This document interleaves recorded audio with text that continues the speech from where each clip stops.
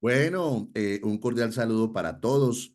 Queremos aprovechar este video para compartir con ustedes un tema que nos han venido consultando en los últimos días y que tiene que ver con el tema de los REITs y la facturación electrónica en el sector de la salud. Y pues quisimos hacer este video porque pues han surgido muchas preguntas, muchos interrogantes, sobre todo frente a la legalidad o no de la resolución que está reglamentando el tema.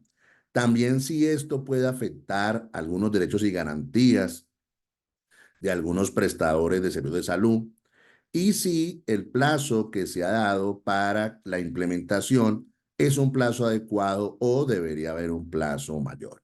Por eso quisimos pues presentar este video para explicarles a todos y cada uno de ustedes cómo funciona ese tema de los REITs y la facturación electrónica en el sector de la salud. Para efectos de explicar este tema, quiero de todas maneras señalar algunos antecedentes, sobre todo porque pues eso de los REITs y de la facturación electrónica pues no es un tema nuevo, no es que eso apareció ahorita con una resolución del año pasado, no, es un tema que viene ya trabajándose durante ciertos años y que en el sector de la salud pues está claro el tema. Sin embargo, estos antecedentes quiero mencionarlos para efectos de revisar claramente si la resolución que está reglamentando el tema se ajusta o no se ajusta a estos antecedentes, sobre todo porque no debemos olvidar que siempre que nosotros hablamos de una resolución, esta resolución no puede ir en contravía ni de los decretos, pero ojo con esto, no puede ir en contravía de una ley y mucho menos en contravía de la constitución política. Entonces, miren, mencionemos inicialmente la ley 1438 del año 2011, que en su artículo 56 habla de los pagos a los prestadores de servicios de salud y dice claramente que las EPS deben pagar a los prestadores dentro de los plazos, condiciones, términos y porcentajes establecidos. E inclusive se dice claramente que el no pago dentro de los plazos causará intereses moratorios. ¿Esto qué quiere decir claramente? Que cuando yo soy un prestador de servicios de salud y presto un servicio, me lo tienen que pagar en los plazos y condiciones acordadas en los contratos. Y si no se pagan en esos plazos, no se requiere una cláusula que hable de intereses moratorios, porque la misma ley lo establece claramente. Otro aspecto importante de este artículo es que está prohibido establecer auditorías previas para la presentación de facturas de prestación de servicios o cualquier práctica que tienda a impedir la recepción de una factura. Y esto es muy importante porque todo lo que sea previo a la presentación de una factura está prohibido por esta norma. Y a su vez, cualquier práctica que impida la recepción también está prohibida. Vuelvo y le digo, por una norma que está en la ley y que a su vez pues no está ni derogada ni mucho menos. Y lo otro que también se dice es que se debe buscar la facturación de los servicios de salud, ¿sí? Por medio de facturación en línea. Y otro aspecto importante, pues solamente para la época, también la reunión de facturas por medio de empleo del correo certificado es válida. Entonces, miren, esta ley 1438 del año 2011 nos trae varios puntos importantes. Primero, que hay que pagar dentro de los plazos establecidos y acordados entre las partes. Segundo, que si no hay pago oportuno, se generan intereses moratorios. Tercero, que no se pueden establecer requisitos, ¿sí?, que afecten la presentación de las facturas, como son auditorías previas o cualquier práctica que impida la recepción. Ojo con esto, la norma también habla de promover la facturación en línea, pero respetando, obviamente, los derechos que les he mencionado en este artículo 56. Y algo también muy importante, que también está regulado en esta ley, en su artículo 57, y es el trámite de las glosas. ¿Por qué? Porque hay unos plazos y unos términos. Entonces, una entidad que sea responsable de pagos, ¿sí? Una vez le han presentado la factura, tiene 20 días para presentar la glosa. La pregunta del millón es la siguiente. Pasan los 20 días, no presento las glosas. Pues lo que es lo que debería venir, el pago. Y no lo que a veces pasa en la práctica, pasaron los 20 días y después de 4, 5 y 6 meses dicen que no se puede pagar unos valores que porque esos dineros están glosados. Entonces, ojo con esto. Las normas pagadoras, perdón, las entidades pagadoras tienen 20 días para hacer los pagos, perdón, para plantear las glosas. Si en ese término no se plantean las glosas, pues esa factura quedó en firme y debe ser pagada. Digamos que se presenta la glosa. Entonces, una vez se presenta la glosa, pues el prestador tiene 15 días para que responda la glosa.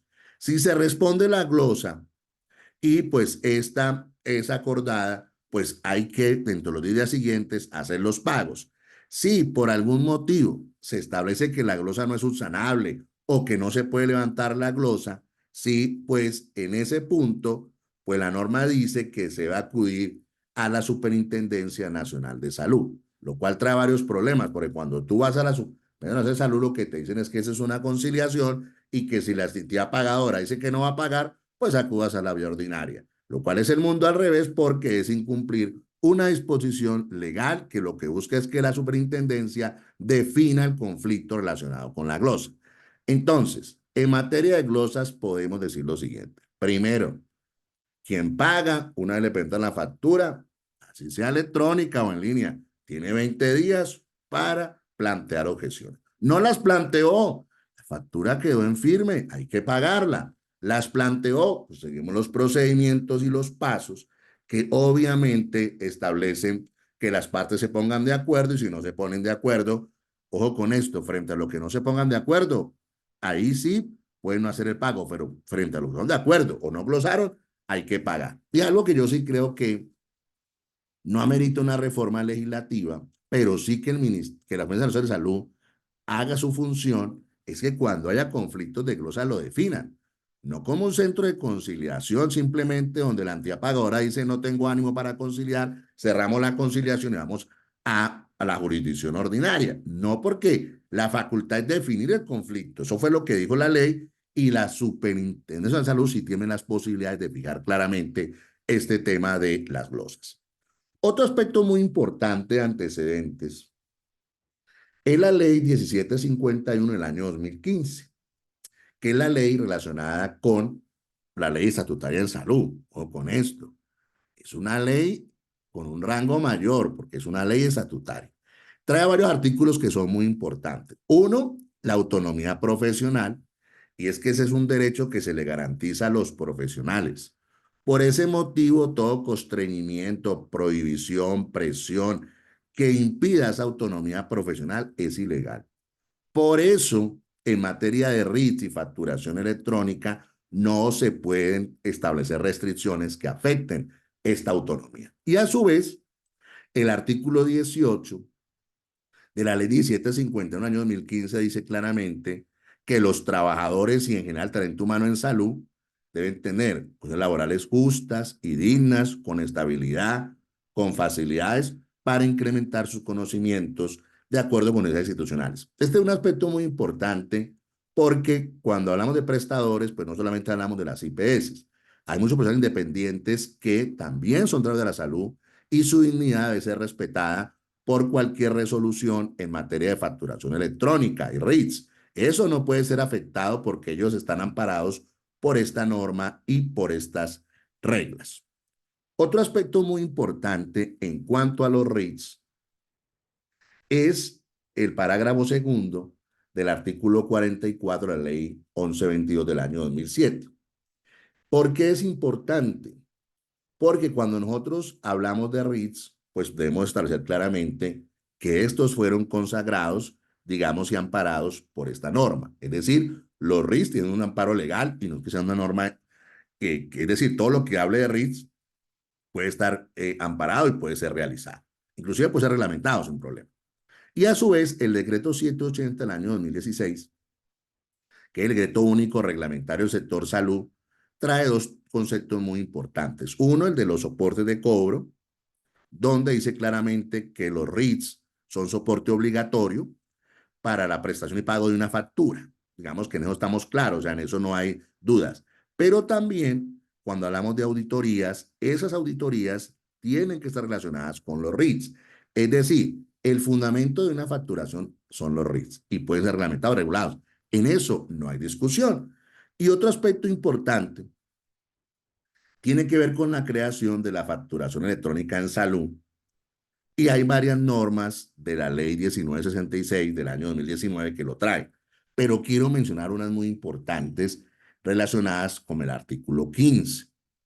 Y dice, todos los prestadores de salud, eso dice la ley, están obligados a generar una factura electrónica para el cobro de servicios y tecnologías de salud.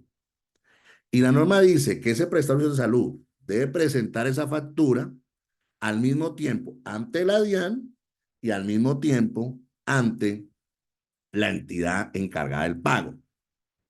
Y le establece unas reglas al Ministerio de Salud, unas competencias en materia de facturación electrónica.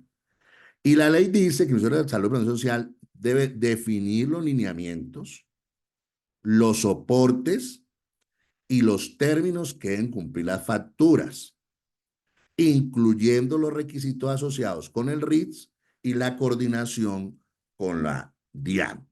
Esto es muy importante porque la propia ley le estableció unas competencias y unas reglas al Ministerio de Salud, lineamientos, soportes y términos de las facturas, incluyendo los RITs y lo relacionado con la relación con la DIAN. Pero con esto, la ley dice claramente que la factura debe radicarse ante el prestador, pagador, perdón, y ante la DIAN, de manera simultánea. Eso es lo que dice la norma, esa es la ley. Entonces, hechas estas precisiones, es muy importante entender y revisar entonces la resolución 2275 del año 2023, donde claramente habla de su ámbito de aplicación. Y pues obviamente dice a quienes se les aplican esta resolución. Ahí encontramos los prestadores de salud, las IPS públicas, privadas, profesionales independientes, los que dan transporte asistencial de pacientes, también los proveedores de tecnologías en salud, otras entidades que dentro de sus funciones deban entregar datos del RITS al Sistema General de Seguridad Social en Salud, las entidades responsables de pago, los otros pagadores, como operadores de seguros, relacionados por ejemplo con el SOAT, el ADRES, o sea, a toda esta gente se le va a aplicar la resolución. Y hay unas definiciones que son muy importantes.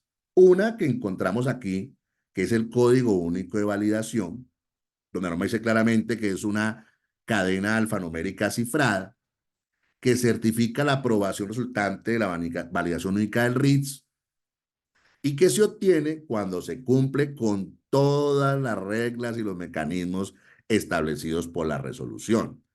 Es decir, quien al final va a validar el pago es el Ministerio de Salud y Protección Social. Yo creo que esto va más allá del alcance de la ley, porque la ley no le dio ese alcance al ministerio, pero así lo están planteando. Y a su vez habla de unos conjuntos de archivos de información, que son los archivos que sean tramitados por el factor electrónico al Ministerio de Salud para que éste valide la información, que es un archivo XML de facturación electrónica, que ya debe venir validado por la DIAN, y el archivo JSON del régimen individual de los REDS, ¿sí? Que va a soportar la facturación.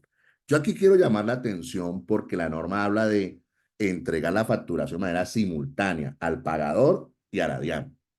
Pero aquí lo que está hablando es de que para poder que hagan los pagos hay que hacer eso, pero también hay que pasar por la validación del Ministerio de Salud y Protección Social. La pregunta, si uno revisa la norma, el proceso de validación no le fue encargado, por lo menos de esta manera como está planteada al ministerio. Que sí se le dio competencia, pues regular los RITs. Eso está claro, cómo se van a utilizar, cómo se deben establecer, digamos, para que esas RITs pues sean los que nutran la facturación electrónica, para que la DIAN también frente a un tema que no conoce, que el sector salud, pues también tenga la información. Digamos que en eso estamos claros. También, pues obviamente los facturadores electrónicos tienen que hacer sus reportes, pero con esto, cuando el facturador del sector salud vaya a llegar al ministerio, pues ya va con la validación de la DIAN, como una doble validación. Te valida la DIAN y después tú vas al ministerio para que el ministerio sea el que te valide. Y pues obviamente trae todos los trámites y dicen que si van a darse las glosas, pues se van a dar, digamos, en ese momento. Entonces, a uno la factura se la valida la DIAN, pero después, en esa discusión con el pagador de las glosas, pues puede pasar, sí, lo que generan muchos inconvenientes que él no paga. Pero con esto, esos procedimientos de glosa no pueden violar las normas que les he mencionado porque son normas de carácter legal. El ministerio tiene una plataforma donde ahí se va a llevar la información, donde ahí se van a hacer todos los seguimientos y todas las situaciones. Y algo que también es muy complejo frente a todo este proceso es que una vez se tenga la validación de la DIAN, pues el facturador tiene 22 días hábiles para, pues obviamente, radicarle a la entidad responsable de pago, pues la factura. Y pues obviamente, si no cumple con ese plazo, pues tendrá que hacer en teoría todo el procedimiento. Pero no olvidemos que eso a veces puede generar, digamos, unos reprocesos que es bueno que pues obviamente se aclaren porque desde el punto de vista normativo y teórico, pues a veces las cosas son más sencillas, desde el punto de vista jurídico más sencillas, pero desde el punto de vista práctico más complejo. Y para finalizar, pues toda esta resolución y todo este andamiaje va a empezar a regir el 1 de abril del 2024, lo cual pues obviamente pues genera muchas dudas si esto se puede cumplir o no. Entonces miren, de manera concreta quisimos presentar este video para explicar todo lo relacionado con los cambios y modificaciones de los RITs y la facturación electrónica en el sector salud. Pero debemos sacar algunas conclusiones que considero, digamos, muy importantes. La primera, cualquier resolución debe ajustarse al marco superior, decretos, leyes y constitución política. O con esto, una resolución y un decreto puede ser proferida por el Ministerio de Salud y Protección Social. Una ley no. Una ley debe pasar por el Congreso de la República. Si se quiere modificar lo que dice una ley, también hay que pasar por el Congreso de la República. ¿Sí? ¿Por qué? Porque cuando una norma que reglamenta una ley va en contravía, sí, de lo que dice esa ley, pues esa norma obviamente es nula y no produce ningún efecto. Por ese motivo, yo invitaría de manera muy tranquila, porque conozco las buenas intenciones con las cuales se hacen estas normas, pero que sí, estas normas reglamentarias se sujeten y se ajusten a lo que establece claramente nuestra legislación. Nuevamente, gracias por suscribirse a nuestro canal, gracias por darnos temas y por compartirnos sus experiencias. Un fuerte abrazo para todos y para todas.